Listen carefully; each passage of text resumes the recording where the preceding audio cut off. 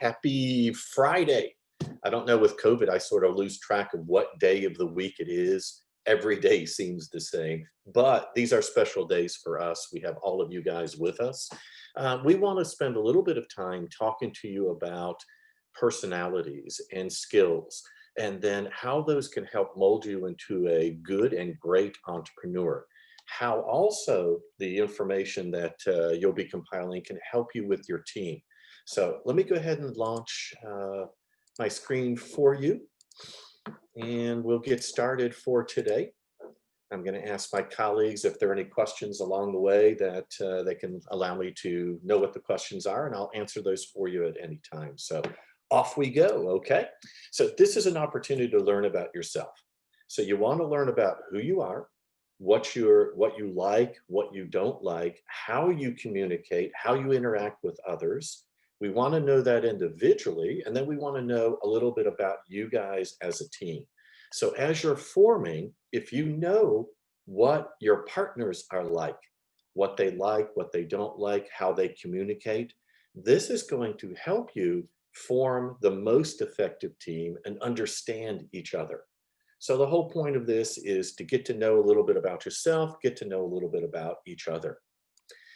We sent you earlier today an invitation to do an assessment. And first, I want to let you know that there are no right or wrong answers.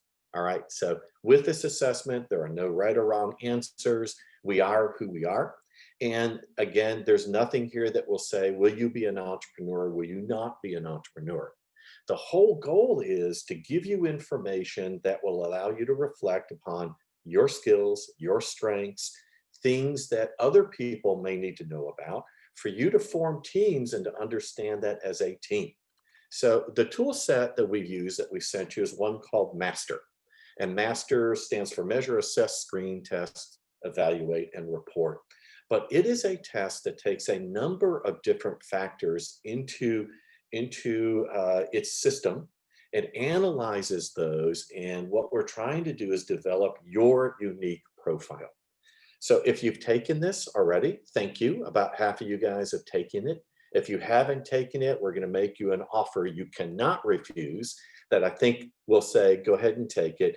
But I want to let you know again, there are no right or wrong answers, okay? So no matter what you get in terms of your results, the results are you. And that's great. That's what we're after. So if you haven't taken the assessment yet, think of this. There are 3 ways you can answer questions. You'll get asked a number of questions. I think you'll find out it takes about 30 minutes to complete. You can answer the questions how you want other people to see you as. How you want other people to see you as. We're not going to recommend that. You can answer the questions how you think other people view you. How do you think other people see you? Don't answer that way either. Answer the 3rd way. How do you really feel? So how do you really feel about the questions, and how honestly do you answer the questions? If you take this approach, you'll get better results for yourself. You'll get better results for your team. So the MASTER tool set is one that combines a number of different tests together. It's looking at data science. So it's pulling a lot of data. The ultimate goal of the tool is to take social media data from Facebook and YouTube and LinkedIn, and combine it with psychological or psychology. And how does our mind think? You'll see that there's 100 questions. They alternate back and forth between capacities and then personality traits. I find this stuff kind of interesting. My doctoral thesis was written upon personality traits of entrepreneurs as well as skills, and how we can take those and help develop those to give you a better chance of success. So I kind of really like this stuff. So if you know this, you'll see that the research, and this is psychological research as well as entrepreneurial research, there are different traits and skills that will separate those that have an entrepreneurial mindset from those that don't. Notice I said entrepreneurial mindset, not necessarily being an entrepreneur starting your own company, but being inventive, being creative, knowing how to execute. And these are skills and traits that you can use for your career, whether you start your own company or you go to work for somebody else. They're based generally, these types of traits and skills, upon what we call cognitive thinking. So if you think about this, how do you reason, learn, remember, pay attention? How do we work together? How do we take in information? All of that moves into your brain and it kind of controls your everyday life. So we want to measure these skills and we want to give you a report back that will allow you to reflect and then allow you to put a plan together for the short and long term for how do you want to move the bar in some of these areas at all? Or how do you better understand yourself? And then how do you communicate with others? The cool thing about the master test, they say test here, it's really an assessment, but we're looking at traits, how we work with information, and then sort of our digital life. But the personality master assessment looks at Big Five. You guys probably have heard of that, the Big Five personality traits. You may have even taken one of these already. Or DISC.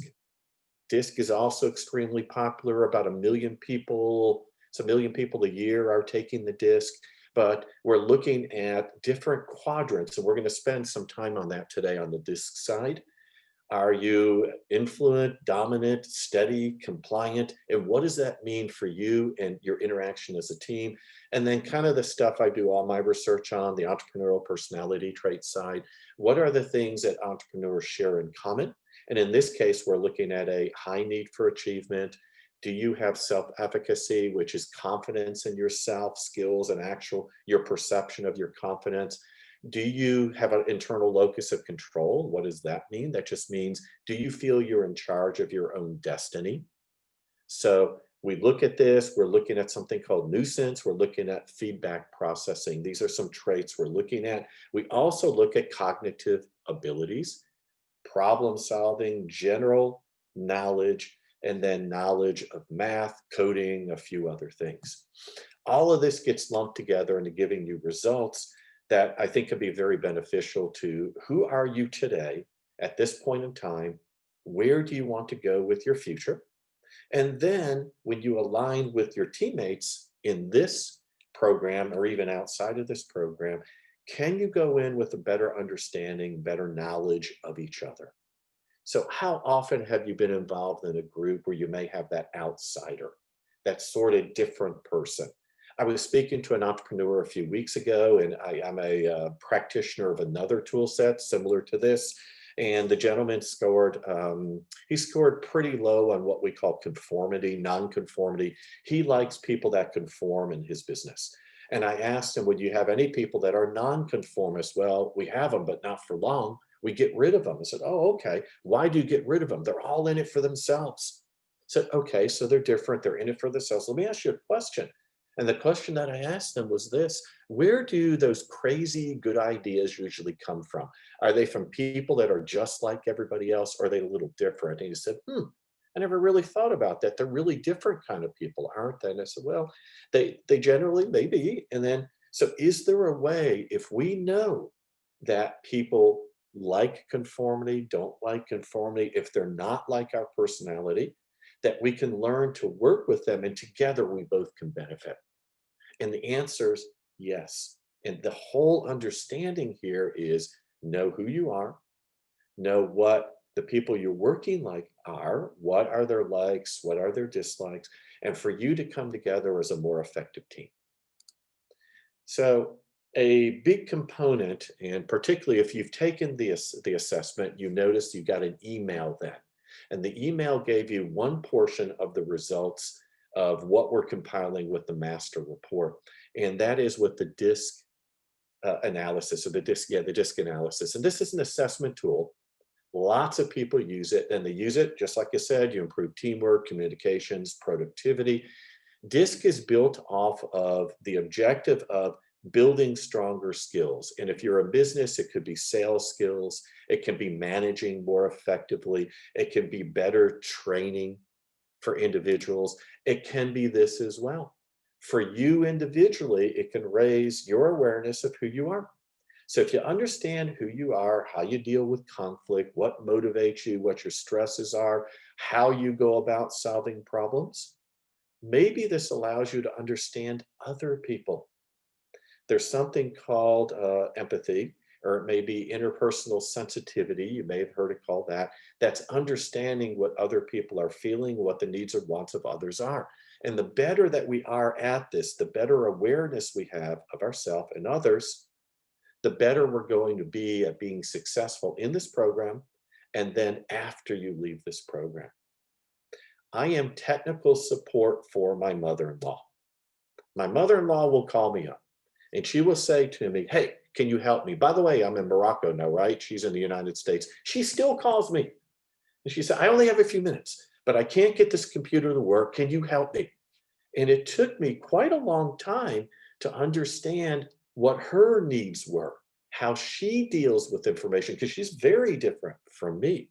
I love her very much, but she is a person that needs a pen, piece of paper. Give her step by step by step directions. And oh, by the way, don't say you can do it this way or this way or this way. She gets very frustrated. So she's in a part of the wheel here of DISC where she wants to carry out a task very efficiently in one way.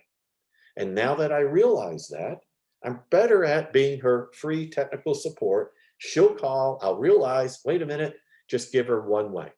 Give her step by step. She's going to be happy. I'm going to be happy. And we're going to move on. So self-awareness of each other. We have improved teamwork and conflict resolution. So what you're going to get through the master assessment, a component of that is DISC. And if we understand how people deal with conflict, we can be more productive. We can be more positive in our relationships for each other. I've always say we all have agendas and it's okay. But what's not okay is not knowing about what those agendas are.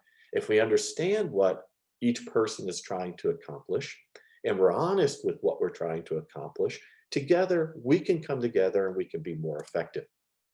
So ultimately the report that you're going to get, a portion of it with the DISC model, it should provide you some common understanding of each other. So can you understand yourselves? Can you understand how other people interact? And then can you use this information to move your company forward? That's what DISC does for you. Now, it means this, okay? If you guys play Trivial Pursuit, I think it looks sort of like a Trivial Pursuit chip thing where you put the different colored chips in, but that's really not what it is. What it is that DISC says there are 4 different personality types. Those personality types are dominant or dominance personality types, influence, steadiness, conscientiousness. So DISC. So here we have 4 different personality types, people that are different in their personalities. Again, nothing wrong with this. It's fine that we fall into different categories. Those that have a dominant personality type, they tend to be confident. They want to accomplish bottom line results, where those with an I personality type influence, they place more emphasis on relationship building and influencing others, persuading others to their positions. Those with the steadiness or the S personality type, those are folks that are dependable. They want to cooperate. They're very sincere in their efforts of trying to help and assist the team. Finally, those in the C category, they want quality, accuracy, expertise, and competency. They want to get the job done. My feeling is my mother-in-law, she would fall in this category. So those are the 4 different categories. Now, you're going to fall, when you get your report, you'll fall in one of these 4 categories. Actually, you'll probably fall a little bit in each category because we all have different parts of personality. Some are more dominant than others. You can even do something like this where you get asked questions under stress. How do you react under stress, so we can understand how our personality changes from our daily work to when we're in a stressful environment. So if you look at some of my results, I like to be artistic, creative, but I do like to think through issues. Under stress, I jump much more to intuition, much more in a stressful situation. Forget logical processing. I go to intuition and I want to make a decision and move on. So this shows you different categories. We'll give you an example of that. And it allows you to reflect on you. And then if you combine your information with your teammates, and you overlay that information, you get a picture of the overall team and what the overall team may be good at, or what the overall team may need to think about trying to avoid. So D, if you're a fan of Sesame Street, this kind of reminds me of Sesame Street. It says D is for dominance. So here we have dominance, and those people in the category of D, they're placing an emphasis on what they call shaping the environment. It's really overcoming opposition. They want to accomplish goals. The D people, if you think about, later we'll talk about customer archetypes. This is an archetype, or this is a profile of what somebody in the D category is. You would say the winner. These are people that are motivated by winning, the competition, and success. If you noticed in the chat yesterday, we had some people that you saw in the chat were saying, hey, we're going to win. Yes. And when they won, and I think they did win, it's like, we do this great thing. They're probably D personality types. Okay. They want to have challenges. They want to achieve results. They're strong-willed, they're driven, and you look at some of the different characteristics or traits with them. So they fear being seen as vulnerable. They value concrete results, they value challenges, they value people taking actions. Sometimes they overuse their need to win. They can put people in win-loss situations. They can be influenced. In conflict, they speak up about problems, could improve their effectiveness better if they had more patience. And remember, I mentioned this word empathy. So if you fall in the D category and you start thinking about your personality, and this is you, and you know the personalities of other individuals, you can start working together better. And here are the goals for a D-style person, the challenges that people take, and the style of leadership that they normally have. And if we work backwards from a leadership perspective, they're confident people, they take a commanding position, they may be pioneers, they're resolute in getting the job done. The challenges that they face are being patient. Can we really be patient enough to understand what other people are feeling? It says sensitivity. Can we develop empathy towards others? Can we understand how other people feel? Can we take the time to allow people to understand the details, allow people to talk together to make a decision? These are challenges. The goals of somebody in this category are to have accomplishments, to explore new opportunities, to be independent at the end of it, to achieve results. So to achieve results, these are D-style individuals. Here's a quote for you. What's the point of playing if winning isn't the goal? You're going to hear that and think about D-style people.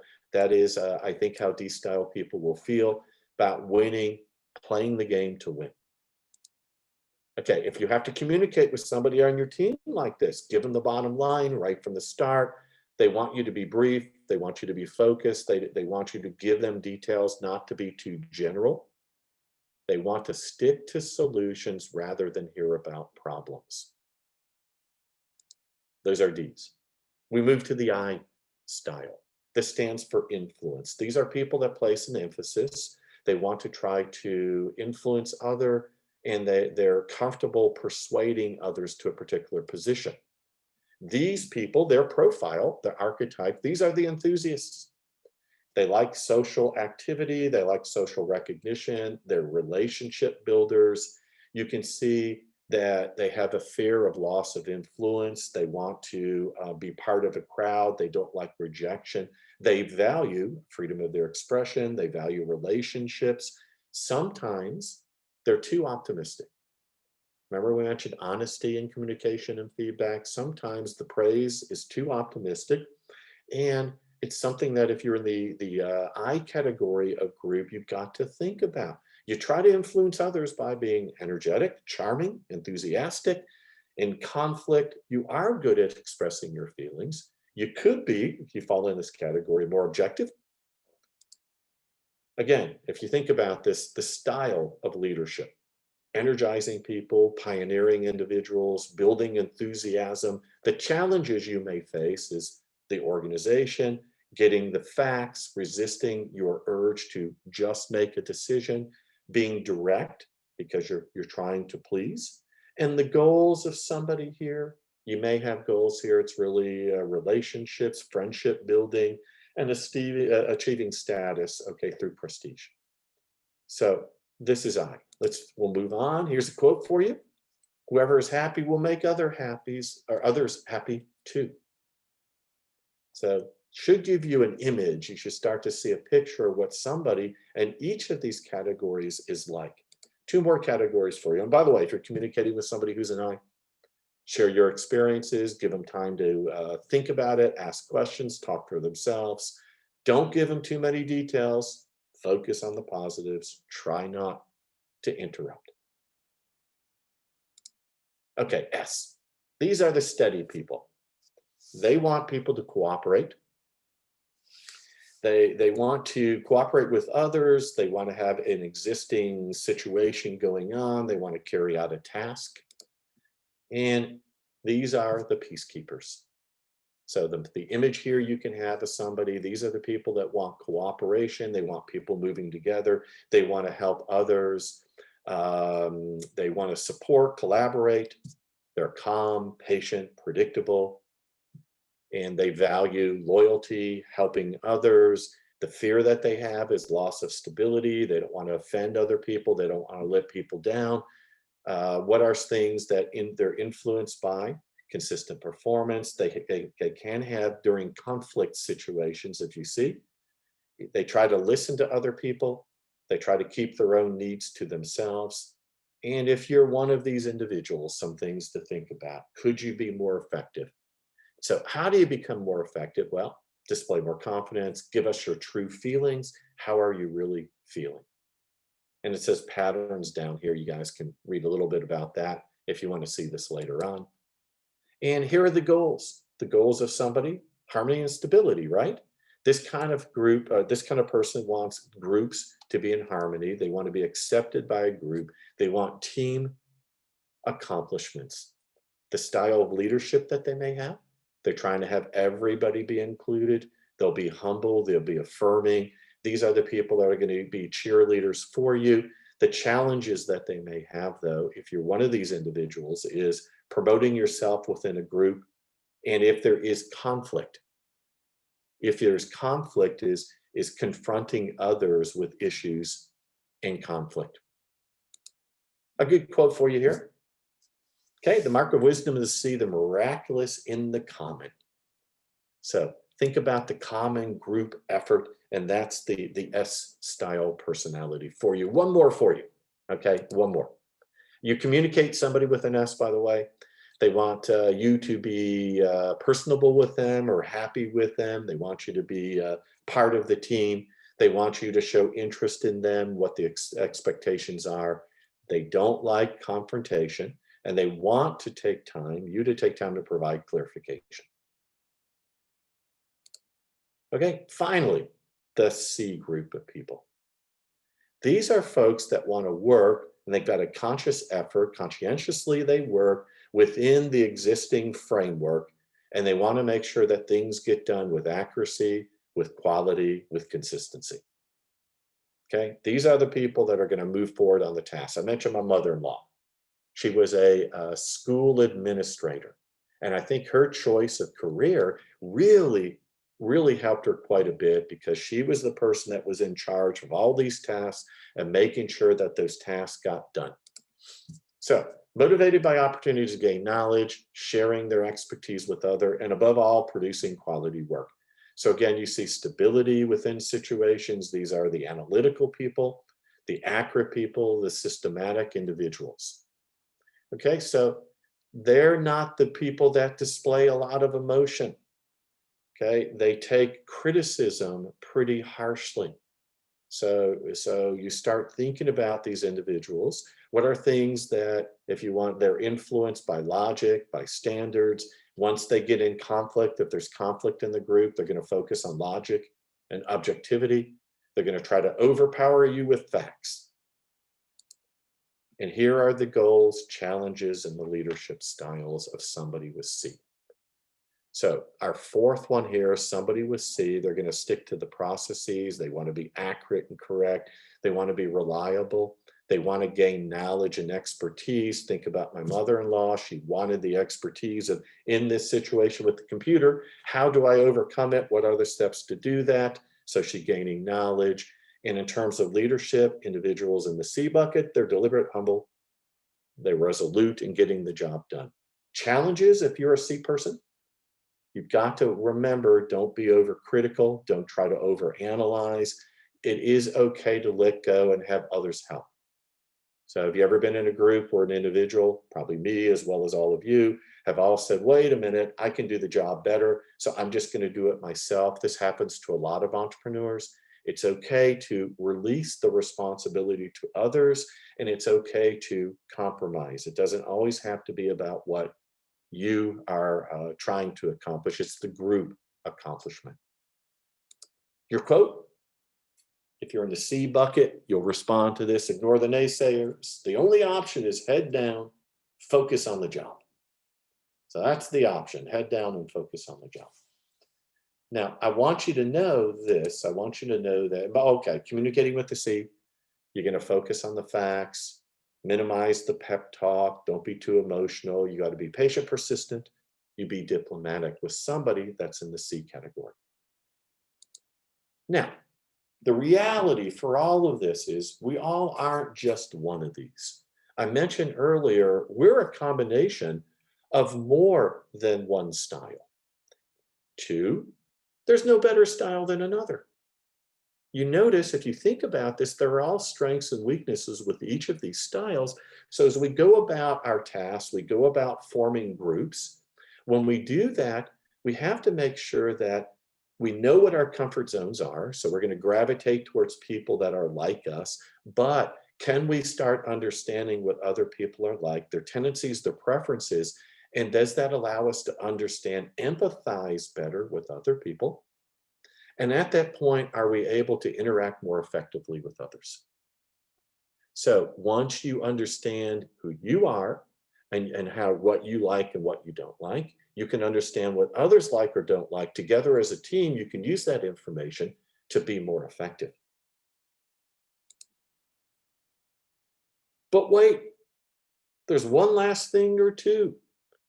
All right, so today, I mentioned to you that I wanted you to take this assessment. I said about half of you had taken the assessment. Well, here is the offer for you. Don't buy yet. There's going to be some extra stuff coming along with you. Okay, you don't have to buy anything. This is free. But what are those one last things or two for you? There's more information that is gathered for the master personality report than just DISC information. The DISC information I just covered with you is awesome. It gives you a good start on understanding team dynamics and who you are and how you communicate within a team. But the report will also give you what's called the Big 5 inventory, the Big 5 factor results. It's a different way of looking at yourself, and you see the different 5 factors that are used. And so if you take the assessment, we will give you this extra information, which is the Big 5 inventory, as well as more stuff. So there's always more stuff available for you. You'll also get entrepreneurial personality trait results. You'll get what's called a digital footprint. You'll get what's called a mental ability score as well. So we're giving you a lot of information. And I sort of gravitate towards the entrepreneurial personality traits. So entrepreneurs generally have a higher need of achievement than other individuals. They have more confidence or self-efficacy than others. They have an internal locus of control. And then how they process information and handle situations generally are different than other individuals. So these are things that you can use to understand yourself. And if you're high and low in any of these categories, you can understand that there are strengths that come along with that as well as weaknesses with that. So for example, if you score very high on need for achievement, by the way, I do, my wife does. You score high on need for achievement, what do you think one of the benefits would be if you score high on need for achievement? Do you go ahead and give me an answer? What do you think? Write that in the chat box. Let me know, my colleagues can let me know. If you score high in need for achievement, what is a positive benefit of scoring high in need for achievement? What do you think?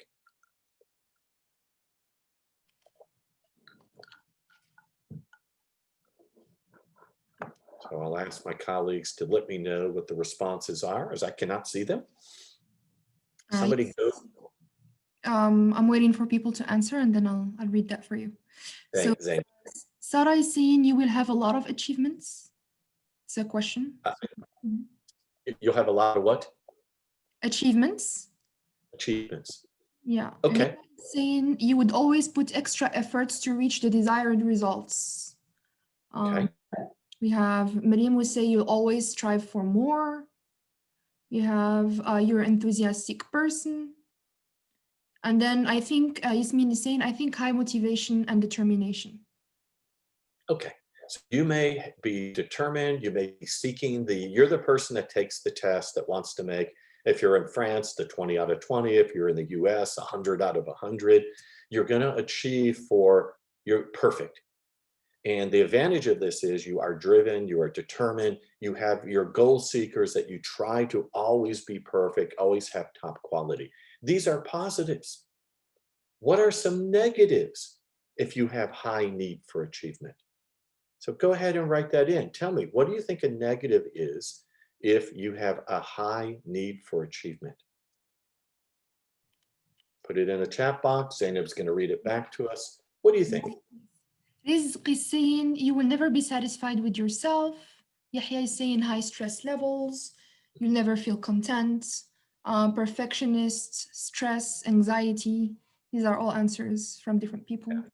All very good answers too, right? So you know that if you have a high need for achievement, which most entrepreneurs do, that there is a negative potential with it, which is stress, which is, can you always achieve perfection? How often do we have enough time to achieve perfection? And if we don't have enough time, we can get frustrated because we can't achieve perfection. Another potential negative of need for achievement, high need for achievement, is, well, you're afraid that you may not be perfect. You may not score 100 out of 100. So you don't take action. You don't take action. You just avoid the situation when it could be a learning experience for you. So when you look at this information, you sort of start looking at the positives and negatives of the information. But all of the information is here to allow you to have a better picture of who you are at this point in time. So right now, who you are from all these different categories, from the big five, from the DISC, from the personality traits, from your digital footprint, from this mental ability, who are you right now and where do you want to go? I always say, use this information to say, okay, this is the path that I'm on. This is how I need to communicate and deal with others. And I want to set some short-term goals to build my skills. And then I want to have some long-term goals ultimately of who do I want to be 3 to 5 years from now. But in this case, start working on understanding who you are, how you can start understanding how other people react to who you are, and how could you communicate better with them. So from a personal perspective, I just said, but wait, there's one last thing or two. If you complete this assessment, we will send you, you've already gotten the DISC portion of this. This comes to you in an email, but we will send you also the big five results for you, and the 3 other pieces of information will come to you. This is individually. Now, I said one thing or two. The second thing on here are team information. I mentioned to you, you can use this to be a better team, right? Well, we can give you a report that takes your scores and overlays your scores with your teammates. And it can show you how you all act within the team. So let's say that we're looking at the DISC information, which is on the right-hand side of the screen. How about if everybody was in the steady category? What would that tell you about the team? That would tell you certain things about the team, that everybody is trying to be like the S version of an individual. And it would give you also information that would say, based upon that, what are the potential problem areas? We give you team dynamics. So we're looking at different factors. So you notice communication has 6 different factors, where stress management has 4 different factors we're looking at. And for this particular team's report, what we're giving you now is, where are the areas where you may have issues? For example, leadership and decision-making is an area where you're scoring not high. You're right in the middle. Where does that come from? Well, look, the dominant side here, which is usually those leaders, those people trying to make decisions, they may be lacking on our team. That's a potential red flag for us. What are the things we do well? We do great at conflict resolution, managing our stress, we're doing well at, our communication, we're doing well at, but we may want to consider leadership, creativity, the pace in which we're getting tasks done. So the second offer to you is when you form a team and you guys are ready to go and you tell us your team's ready to go and you've taken the individual assessment, we will provide you and your coach and your mentors with a team report as well. Okay, so you get both pieces of information and we're available to help you interpret the information as well. There's some good stuff. The good stuff here in the individual report is understanding yourself. The good stuff in the team report is understanding how you would operate as a team. Remember this, you're awesome. You are who you are. If you learn about yourself, reflect on yourself, and you know what your teammates are like, that's going to allow you to be more effective as a team. And in this program, move forward more effectively. We see Ivy is here. We all want to win. We all want to go to Columbia. This is how we're going to get there. One way we get there is we learn about each other. We get our team set to go, and then off we go. What questions do you have? Comments, feedback?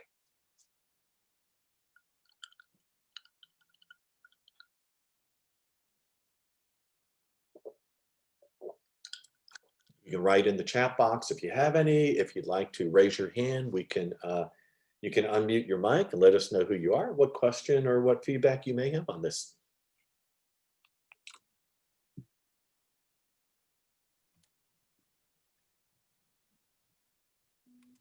Can I go?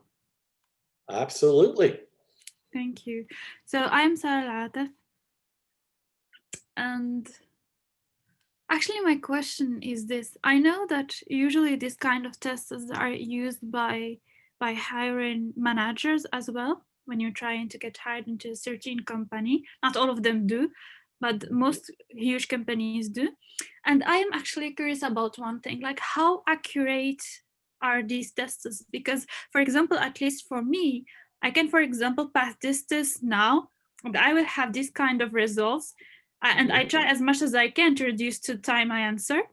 But then, for example, I can move on like from now, for example, to the next month and have different results. Like how how accurate are they? And do you think we should, like, do you think we really should rely on them and actually, you know, like ignore the other things? No, you shouldn't ignore the other things.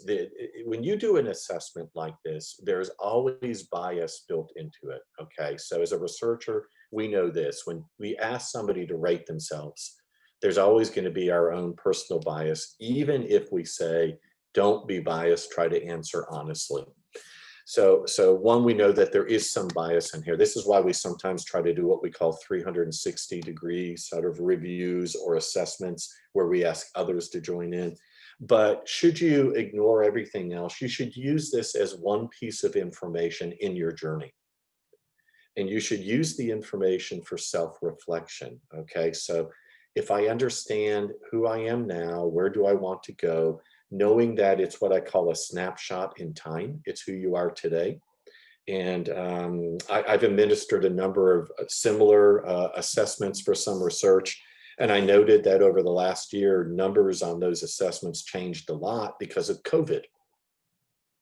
But if we understand that it's okay, it's just one metric and it happens to be a qualitative statistical measurement of who you are. Don't ignore the other things. I mean, don't ignore what people are telling you, the feedback you're getting.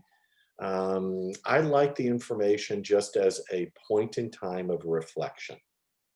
And so if this answers the question, they're good. How accurate are they? It depends what tool they are. The ones I use are all scientifically validated, so they should be very accurate. But again, when we give you a survey, we give you an assessment, there's some bias built in that. But good questions. Thank you. You're welcome. David, I have a couple more questions if you have time to answer them. I've got to go, so I'll be right back. Okay. Are there any two personalities that cannot work together? No. Ahmed. No. All personalities can work together. Now, what's interesting, if you go look at the DISC information, you'll realize that I mentioned that we're not just one personality type, that we're comprised of more than one personality.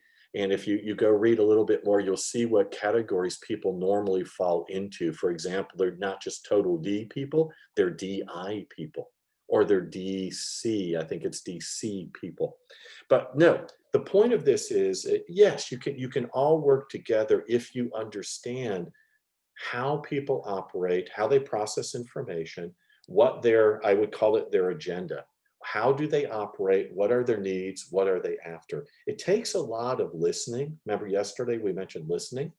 So it takes listening and understanding.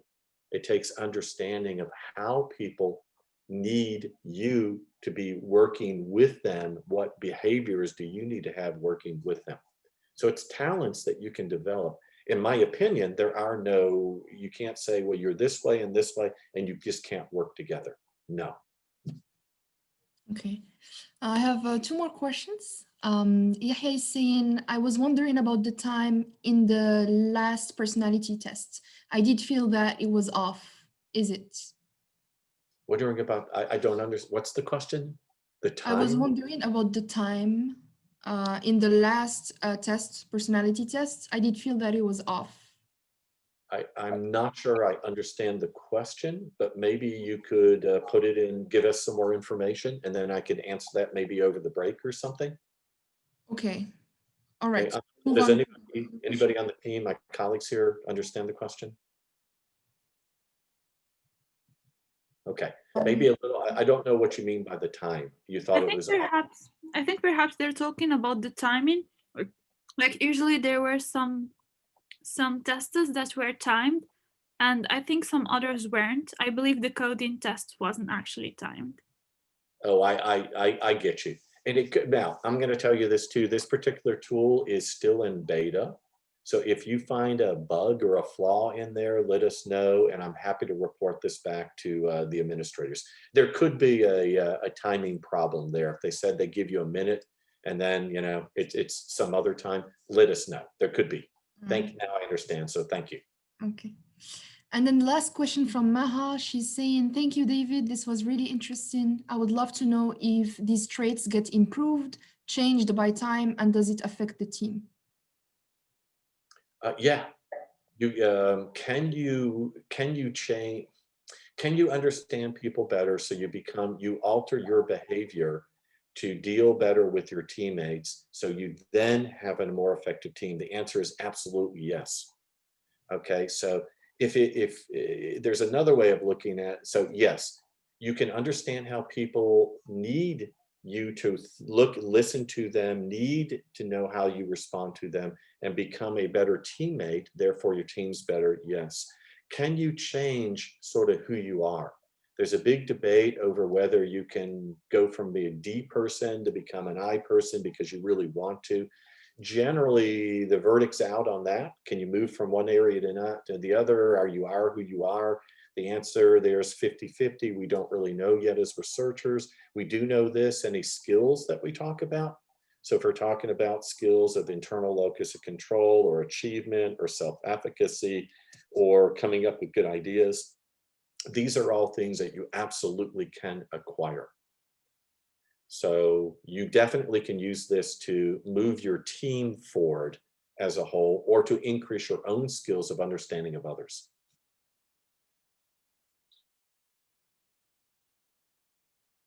I think there's somebody with their hand raised, is there not? Do I see that?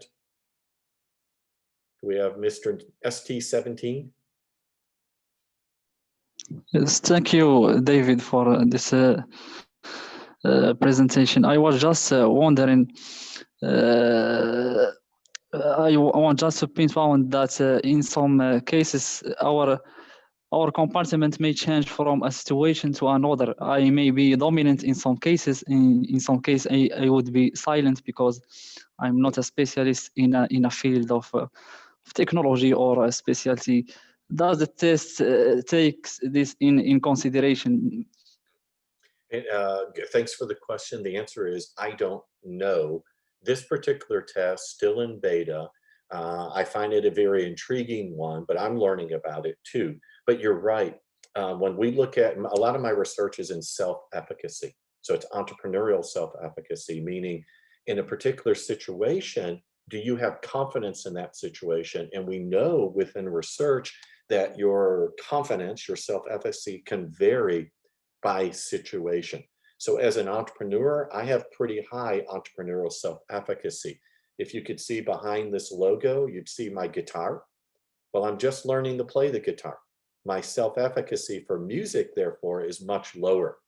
So I'm going to agree as a researcher that in some things we're going to have high competency in, some things we may handle situations differently than others. We may be a D, a dominant person in some situations, and others we're not. I do know it changes with stress. So when you're in a stressful situation, your brain thinks differently. And there are some of these tests that you can take that will show you under stress how you react versus how you are normally. But I think that's a good point. The situation we're in could dictate our style as well.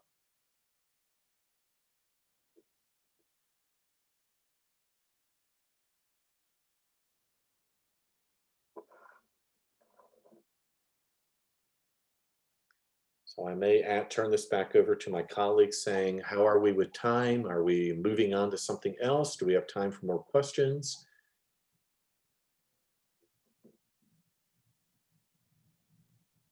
Can I have a question? Absolutely. Yes, thank you, Professor, for the presentation, also for the information. I want to ask, when we got like those tests, when we pass like those tests, we are making, like if we test, for example, for 7 billion person, that means all 7 billion person, there is just 4 personality, or those tests of 16 personality, NTG, FTG.